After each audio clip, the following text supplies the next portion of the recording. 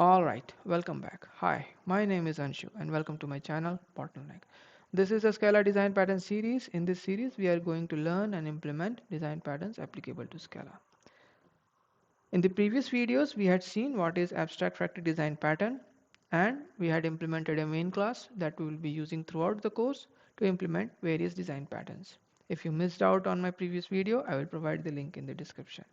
So in previous video, we learned this about the structure, what is abstract factory, abstract product, and client.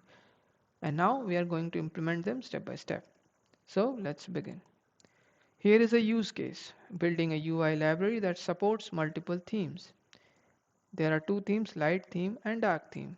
These two themes will have features like button and checkboxes. So we want to have different UI elements like checkboxes and buttons for each theme. Now we are going to replicate this scenario with print statements so that we can see how actually the factory design pattern works. So let's create an object, a companion object, abstract factory design pattern. Let's go to the step one. So step one would be abstract factory.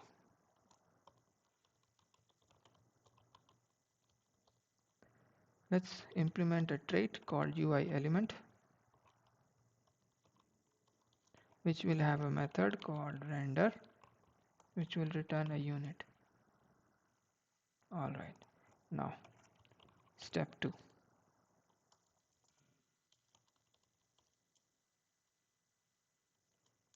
Step two is we are creating an abstract product.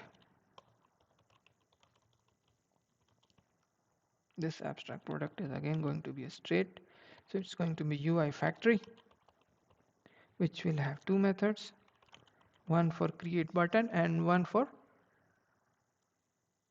creating checkboxes. So it's going to be create button, which will return a UI element, and another will be create checkbox, which will also return a UI element. Now in step 3 we are going to implement the concrete product. So it's going to be concrete product. In concrete product we are going to implement a class for both the light theme and dark theme. So first class is light theme button that will extend,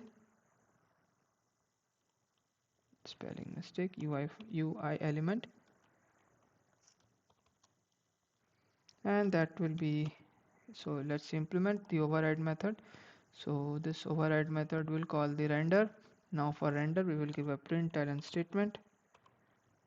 This println statement will be printing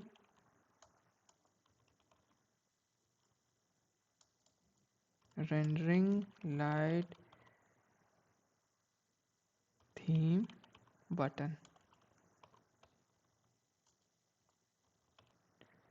Now we do the same thing for the checkbox. Create a class rather than button, name it as checkbox, and here we replace it with a checkbox. Same thing we do with the dark theme. Let's create a class for each dark theme. So let's replace this light by dark. It is for button, change it to dark. Same thing, change this light to dark, change it to dark. Okay, so we have implemented 4 classes, 2 each for light and dark theme. Now next is your step 4. In step 4 we are going to implement concrete factory. Concrete factory is nothing but a object that will be creating the light theme factory and the dark theme factory. So it's going to be object light theme factory, which extends UI factory. Alright, now when it extends UI factory we will have to implement 2 methods. So let's see the implementation. Okay, so we have two methods, create button and create checkboxes. Now new light theme button, similarly new light theme checkboxes. Okay, same thing we have to do with for the dark theme factory. Let's copy and paste it and name it to dark theme. Okay, rename this to dark theme button and this to dark theme checkbox. Okay, so we are done with concrete factory. Next is the implementation of client. So it is going to be step 5, client. Okay, so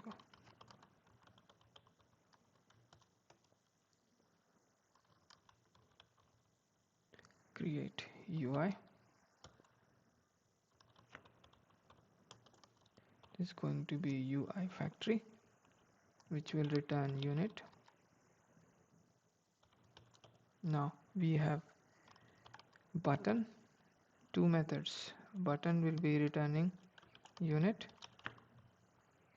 which will be, we need button and checkbox both, so it is going to be factory dot create button, and we need a checkbox,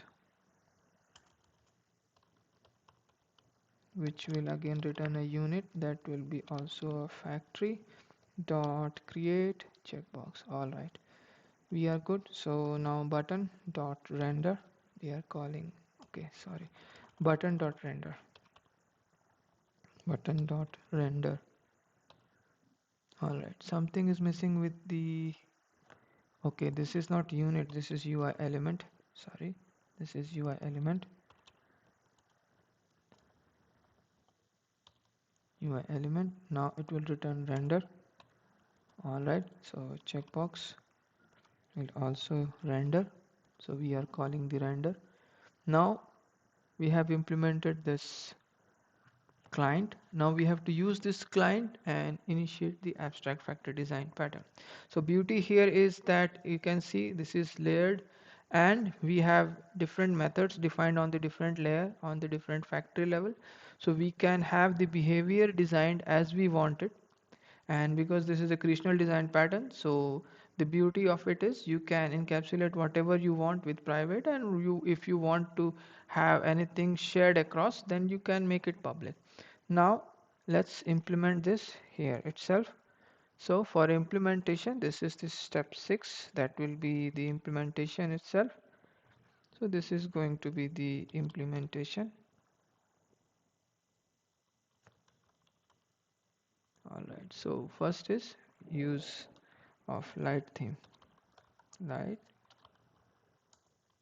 theme. Before we implement, we have to import everything here. Import abstract factory design pattern. All right, now for light theme, what we need to do is we need to call the client.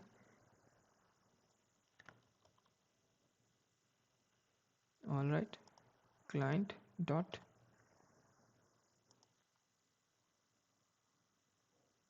okay, yeah, now it is okay, client dot, then we have to do a create UI method. So this create UI method we had created, if you remember, here with the client, and we are calling this with the factory that we have. So we had also created this factory object, so we are creating this light theme factory. Similarly, we are calling the dark theme, same thing, client dot create UI, and this is going to be dark theme factory. So yes, dark theme factory is here and light theme factory is here, so everything as you see is in place. So let's run this and see how it works. Okay, to run we have to go to modifier and parameter. Already this was added in the previous video, if you can see. So how it is done, let me just give you a walkthrough. We go to a map here, this is a map for the main class. Here we are creating the name for that app, and this is the class abstract factory design pattern, and this is the main. where we are using it to pass the value from the app map. If it is a valid app, it's going to give you a valid app. If not, no app found, it will give you no app found. And similarly, if the value is correct, it is going to execute. So let's run and see. Fingers crossed. All right, it's compiling. It will take a while. Yeah. Yes, so it is executing the abstract factory design. It is correct.